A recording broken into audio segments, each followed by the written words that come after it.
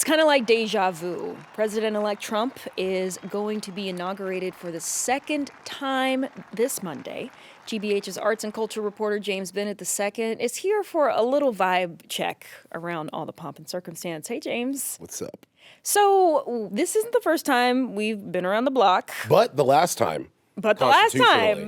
That's true. It's a silver lining, maybe. I don't know. Who depends on who you ask. But really, what is the energy around this second inauguration? It's not, I think. A little sleepy? It's very sleepy, very yawn-heavy energy. You just said it's like deja vu, but it's deja vu in a hazy kind of gray way. When he was elected again in November, like, when you woke up the next morning, there wasn't a feeling of like heavy reaction. Like I think about like 2016, I remember waking up and you went on Facebook back then and it was just like event after event of like an organized kind of march or protest or demonstration. They were rioting in Oakland in November 2016. We're not even approaching levels of discontent or feeling like that. What do you think that is? Is that acceptance or is it sort of people just tuning out? Not to sound like so defeatist, but I think it is just a feeling of defeat, right? Like protesting is hard work. You gotta cut class. You gotta call out of work. You got to be out in the cold. These are like November, December, January. I went to a march once, and midway through, I was like, it's time to go back inside. Or like even you think about the post-George Floyd protest in 2020. It was hot. It was like blazing hot, and there was tear gas, et cetera, et cetera. And in this case, right, I mean, you think about an inauguration, the first Trump inauguration, we did see protests. They are preparing for the possible reoccurrence of those this time around. But it is, to your point, it's kind of like, are people even that energized to show up and do that again? I would have no idea where to go for a protest. Like, I could not tell you. It's not even like I chose not to show up. I didn't know if anything was being organized or not. You mean this time around? This time around. It's tiring work. And like, do you want to have that deja vu again of throwing something at the wall and hoping that it sticks? And so I think the energy is just completely dissipated around that. And I think it's worth noting that people are probably rechanneling that energy into other spaces where they feel like they can be more effective, right? I mean, an inauguration is a one-day thing. It's happening. We can't nobody can stop it, right? And so, but what people can do is go on each and every day and do the small things that lead up to the big changes and the bigger resistance that one may see. But I want to kind of dial back a little bit because we started talking about this, you and I, a couple days ago, because there's an HBCU that's going to be performing at this inauguration. Yeah. Worth noting that, obviously, not the first time that has happened either. In 2017, Talladega College from Alabama performed there, and they performed Happy by Pharrell, and President Trump seemed to enjoy it. This time around, it's Mississippi Valley State. Their Mean Green marching machine, and they'll be performing. But it's much to the chagrin of a lot of especially Black people on social media. Yeah, there's always going to be, I feel like, you're always going to be able to find somebody. And like in this context, you'll always be able to find like that Black person, Yes. Which honestly, whatever. I mean, if we like to talk about how Blackness isn't a monolith, I guess we got to keep that energy. Yeah, right? I mean, Even we're reminded always spectrum. There are Black Trump supporters and Black Republicans. But again, like almost to a T, this is the exact same inauguration, right? You have another HBCU marching band. You have was Toby Keith in 2016? I think so. I feel like Carrie Underwood is an analog of Toby Keith, right? You've got, what's that dude? Christopher, Macchio or whatever? Yeah, the opera singer. Yeah, back in 2016, they had Jackie Evancho. It's the exact same vibe. It's almost as if, I could be wrong, but it feels like, the inauguration team didn't really put in any effort or any work, which I don't know. Maybe it worked for them in 2016 and they're just kind of like, that felt great, let's run it back. But it is hitting the exact same marks. Yeah. Which is kind of boring, Shake something up. Yeah, I mean, well, there is a bit of a shakeup with the Village People slated to perform. I mean, YMCA is one of Trump's favorite songs. He's used it on the campaign trail.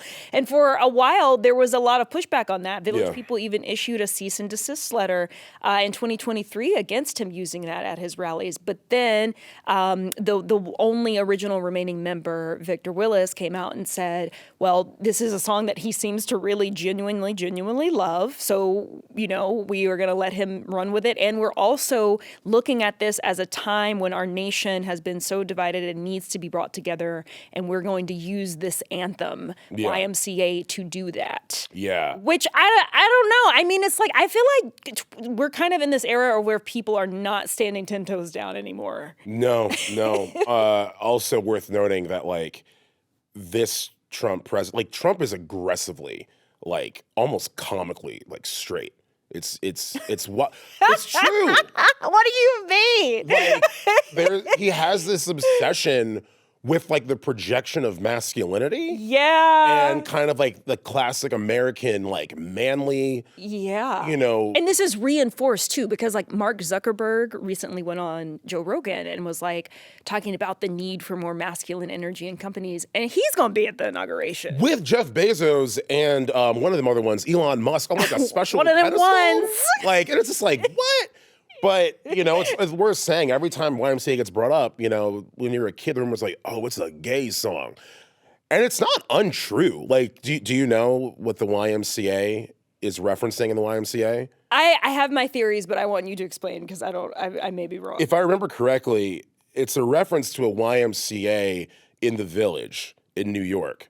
And the whole thing was like when the Village People were first getting started, one of the producers of the Village People would hang out with someone in the band, and that dude would go to that YMCA, and that YMCA is like where all of like, this is like the golden age of porn. This is like all of the gay porn actors would work out and hang out at that YMCA. Oh, so it was the hot It's in the lyrics. You can hang out with all the boys. Yes. You can. All the boys. Yes. And that is now. It's the place to be. It's the place to be. You can and there's get a good meal. Yeah. You can do what you need to do. But that's the thing about, like, just even culturally, it's fascinating to watch something like this inauguration be put together, or even like the vibe at the rallies, right? Because you have to think about all of the subtext that exists in art and culture and music, and how much like it is completely lost, right, on Trump and his team. I'm not even talking about policy right now. I'm just talking about vibes. Like, we had mentioned earlier Christopher Macchio. He's being billed as an opera singer. That is a bit of a stretch. Like, and you would know. I would know, because I remember covering when Jackie Evancho was performing. It was the same deal. It was like, we got this 16-year-old opera singer, and it's like, y'all need to chill. It's like she was on X Factor. Yes, she can sing, but being able to sing an aria from an opera that like everyone knows, is far different, right, than actually going out onto that stage night after night, projecting, acting, being in costume. And like the music of that sphere, this kind of, crossover-y opera hits from the CD and Starbucks, which again, it's fine if you like it. In my humble opinion, it's corny as hell. And it's supposed to be this it's being projected as this classy thing. I'm cultured. I know things. Listen to me, listen to opera. And it's like, no, man, it's interesting because it sounds like you're kind of getting at it's the Trump version of classy, right? It's the whatever that would be. And I think back to Chrisette Michele performing at the 2017 Trump inauguration, and she got a lot of pushback for that as well. Her label dropped her after that. Yeah. Yeah. And like, but it's also like she was on Aston Martin music with Rick Ross and Drake, which is like a classic. And so, and like, obviously you think about an Aston Martin, it's peak luxury. And I don't know, it's kind of like, I guess in so many ways, maybe with someone who is not the most renowned opera singer? Like, is this making it more accessible? But at the same time, you have to ask, well, what is who is this signaling and for whom? So I think Or what is it signaling? right. I'm thinking that it's signaling to the people, to like, the constituents, that the person that is leading us now has good taste Yeah. and invests in luxury. But that's the thing. That kind of, music or art, it allows you to pretend that you're engaging in luxury without actually doing any of the work. Do you think It's like Donald going Trump, to Ruth's Chris Steakhouse. Do you think Donald Trump has the constitution to sit through a 3.5 hour long opera? Do you think he's ever sat through a 3.5 hour long No, opera? he's a Gemini. I don't think he can hold his attention that long. But Absolutely not. Absolutely not. I love Geminis. Yeah, love Gemini. I love Geminis. It's my Venus sign. But anyway, yeah, to your point, like, and what I made the joke about Ruth's Chris, because it's kind of like you go and it's pinned as this really luxurious experience, but ultimately, I don't know. It's kind of like, oh, you could get this anywhere. It's a chain. It's like, I can make a steak. You can make a steak. I make a good and steak. it ain't gonna be $80. No. It's gonna be better anyway. But I think it also raises this question about patriotism, right? And we see this so closely associated with the Trump administration, with his supporters, to the point where it has kind of been misconstrued a little bit. I recently talked about what patriotism means for Black women, using Kamala Harris as a symbol, right? And folks can catch that at gbhnews.org if you want to dive deeper into that. But I mentioned that because I What a think, plug. like, I mean, I love a little shameless plug now. But I mentioned this because I think, like, you both with the Village People's statement and even Carrie Underwood kind of alluded to this. I'm doing this because I'm wanting to contribute to restoring unity in this country. But it's like everyone who is showing up here, with the exception of this HBCU ban, which I don't fault them because they're students, right? Like, and also HBCUs have been historically overlooked and underfunded. I don't blame them. But it's like when you think about the Obama inauguration, and that was truly for the culture, right? Yeah. You had Beyonce singing an Etta James song. And then even with Biden's inauguration, you had Amanda Gorman, who became this household name as a result of the poem that she performed. And this is, I don't know, it just seems like they're kind of pulling people, whoever was available. Yeah. I mean, that's the thing. It's such a charged thing to be involved with Trump in this, listen, this is a partisan state that we were living in, right? It is very much us or them kind of energy. Like there is no way to even pretend to be unbiased one way or the other. Like whenever someone's like, I'm a bit apolitical right now, I'm like, I cannot believe them. And so because it's so charged, you truly have to run with who you can get. Like I would like to say that maybe that there's a short list, but that short list has to be like 3 names, like per kind of like event slot, because who is either willing to sign up for this event, like voluntarily go on without pay? Like this is a public event, they're not getting paid for this, to do that, thus revealing maybe like their assumed apathy, right, towards what's going on in the White House, or they're going in and risking being ostracized by their community. See Chrisette Michelle. Jennifer Hudson. Was it Jennifer Hudson? When? Not Jennifer Hudson. Who am I thinking of? 2016, she was invited and said yes. And then she ultimately did not perform. Jennifer Holiday is Jennifer Holiday. Okay. Dreamgirls. Dreamgirls. I get my Jennifer H's mixed up. Okay. And I am telling you, I'm not going. They didn't get that in the inauguration. That's all you had to say, right? But I'm telling you, one person who did say that seemingly is Michelle Obama, right? So she's made headlines recently because she is not going to be there, citing a scheduling conflict. But this comes after she also did not attend the Jimmy Carter funeral, in which she would have, per protocol, been sitting next to President-elect Trump. Now, we know she's been very vocal about her disdain for him. So there's a lot of speculation about, is she just not coming? Did she say, kind of who all going to be there? And she knew at least one person was going to be there who she did not want to see, and decided that she wasn't going to show up. Her husband will be there, keeping in line with decorum, protocol, et cetera. But I think it does raise the question, not only, does she have to go, considering the things that he has said about her and President Obama? She ain't got to do jack. Okay. You know, and the thing too, just as a quick note as well, we think about like absences of inauguration. You know, Obama will be there, but there is precedent for presidents not showing up. Like, Trump didn't go to Biden's. John Adams didn't show up for Thomas Jefferson's inauguration. His son, you going way John back. Quincy Adams, didn't show up for Andrew Jackson's, inauguration. Andrew Johnson didn't show up for Grant's inauguration. Woodrow Wilson didn't show up, but he had a stroke, so doesn't really count in the same way. So there is like precedent just for like not showing up. But also, what is Monday, Paris? MLK Day, which I just like the nerve. Look me in the eye. Look me in the eye and tell me if you were invited to the inauguration with a seat of honor and the inaugural ball. Look me in the eye and tell me you would rather go to that than an MLK party. I would go delightfully do a day of service, even though that's not They even. can do it. No. I would. I mean, okay.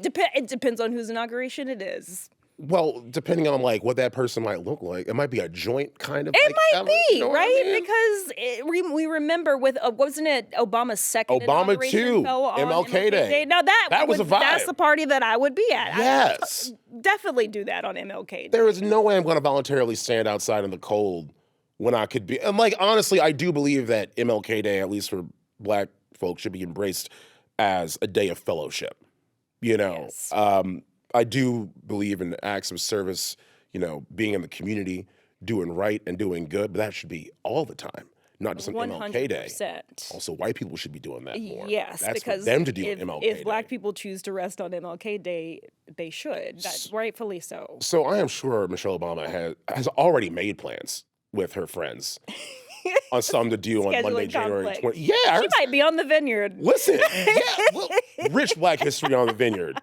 That's MLK Day, that's the embodiment, of Black excellence. Yeah, in the well, community. 100%. I mean, it will be interesting to see what kind of content comes away from this. The TikTok CEO is apparently going to be there at the inauguration, maybe doing a little bit of lobbying on his own. Yeah. So it'll be interesting. And, I'm sure we'll see a lot of reaction videos. There will be plenty of memes to be made. Who can forget the Bernie Sanders meme that came out of the Biden inauguration? Oh, He just true. kinda Yeah. Showed up like he brought his own folding chair. Didn't seem like a good time. Like, I'm not going to lie. A lot of presidential inaugurations, they don't seem like a good time. I also have a feeling, I could be wrong about this. I have a feeling that in recent decades, the food at those inaugural dinners, it looks kind of dry. That's what I I'm could saying. be wrong. Like, I don't want to. But you know what? The food at the MLK service day is going to Yes, that looks delicious. Take me there. And then also, it's like, it's not just thinking about like Michelle Obama and her scheduling conflict and the fact that she doesn't have to show up if she doesn't want to, right? It's like the invite list it's such a weird wash of people that I wouldn't really fault anybody for not wanting to be here. Like Viktor Orban is apparently showing up, the like president of Hungary, like the prime minister of Italy is on. Nigel Farage is showing up for some reason. Bolsonaro got an invite, but his passport is confiscated, so he actually can't come. Xi Jinping of China was invited. Like, What? why do I want to be around these men? Masculine energy, Why do I want, James. like, yeah, it's just the world's worst strongmen, like showing up on MLK Day. That's not what he wanted. He ain't died for that. I'll tell you that much. Well, it seemingly is what President-elect Trump wants. So, yet to be seen. We will be watching on Monday and for the next 4 years. That is GV8's arts and culture reporter, James Bennett II. Thanks so much. Thank you.